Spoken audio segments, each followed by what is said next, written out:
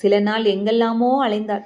சதி செய்யும் அவள் பருவமும் அழகும் கயவர் கண்களில் அவளை காட்டி கொடுக்க பார்த்தது. உலகம் இவ்வளவு பயங்கரமானது என்று வீட்டை விட்டு வெளிக்கிளம்பும் முன் அவள் அறிந்திருக்கவில்லை. தற்காப்புக்காகவே கோவிலுக்குள் சரண் புகுந்தாள். ஆனால் கோவிலுக்குள் புகுந்த அவளை ஜனங்கள் சுவாமியாக்கி விட்டார்கள். பால சந்நியாசியின் பெருமை எங்கெல்லாமோ பரவிவிட்டது.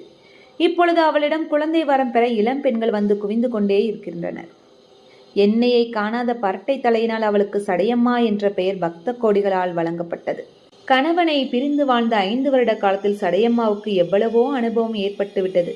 5 வருடமாய் குழந்தை இல்லாமல் இருந்தவள் குழந்தை பெறுவதும் 10 வருடமாய் இருந்து குழந்தை பெறுவதும் இயற்கை என்று அவளுக்கு தோன்றியது. தான் அவசரப்பட்டு தன் அன்பு கணவனை பிரிந்து வந்தது எவ்வளவு மகா தப்பு, எவ்வளவு பெரிய பாவம் என்று இப்பொழுதுதான் அவளுக்கு தோன்றியது. அந்த நடு ராத்திரியில் தன்னை தேடி தன் அருமை கணவன் கொட்டும் மழையில் எவ்வளவு கஷ்டப்பட்டானோ என்ற நினைவு அவள் உள்ள